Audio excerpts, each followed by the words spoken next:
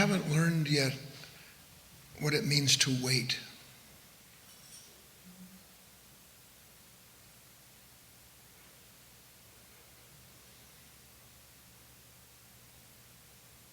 Wait on what?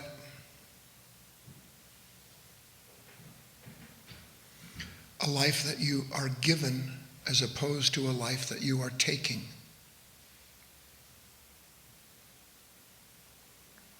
You see, you're always being given a life. You're always being given an I. But because you can't wait for it, you don't know it. And what it is that can't wait inside of you is the part of you that only knows yourself by sensation, by a constant chattering. Surely I'm not saying there's anything wrong with having a social conversation. But you have to ask yourself, I know the answer, how many times in the last 15 minutes did I even know I was in the room, let alone talking? The answer is 0.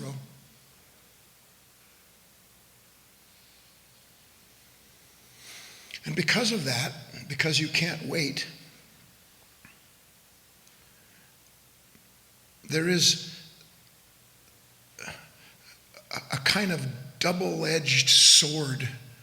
On one side, I don't know that I'm part of the noise. And if I don't know that I'm part of the noise, then when it rises, my level of interior sense rises. The sensation of myself gets stronger, the louder I have to speak. And then when the sound goes down, I go down with it, but I don't know that I'm lowering my voice. I don't know what happened in this room 3 or 4 minutes ago when all of a sudden everybody got quiet. Why did everybody get quiet? Did you choose to get quiet? Or did you follow quietness that came upon the room? And what you miss by being unable to wait is the observation of all that I just said, which can only occur if you are outside of that level of consciousness as opposed to being carried along by it. If you could see an oscilloscope. You know what an oscilloscope is? It's a scope for oscillies. An oscilloscope shows, like, on the computer, if I say something and I'm talking like this, it'd be like that. And then if I get louder, you'll see the wave signs. That's what I call an oscilloscope. It measures wavelengths. Is that close, John? Close enough. I'm not a scientist. If you could, you'd see there's this wave, and then all of a sudden it goes like that, and then it comes down, and then it goes like that.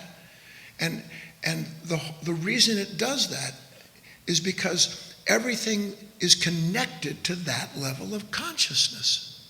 Everything in that consciousness is connected to it. And when it moves, everything that's part of it moves. And when it becomes quiet, everything that's part of it becomes quiet. But there's no one there experiencing that.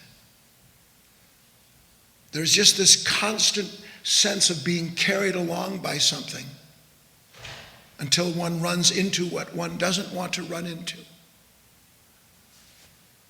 Learn to wait. You've heard the expression.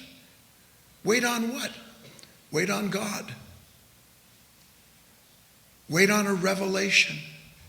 Wait on the unexpected. Wait willing to see, not knowing what you will see. 1,000 different ways you can describe what it means to wait, but you'll never know what it means to wait until you see how absolutely vacuous, empty is this continual social flux that you call your life. It's not your life.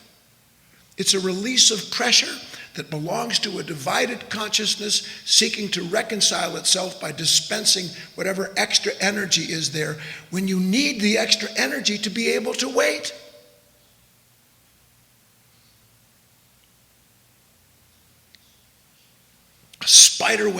caught in the wind feels everything that passes through it. What would you think of a spider who spun a web? There'd be no point to it. There'd be no sensitivity to it. So that waiting and true sensitivity are intimately connected.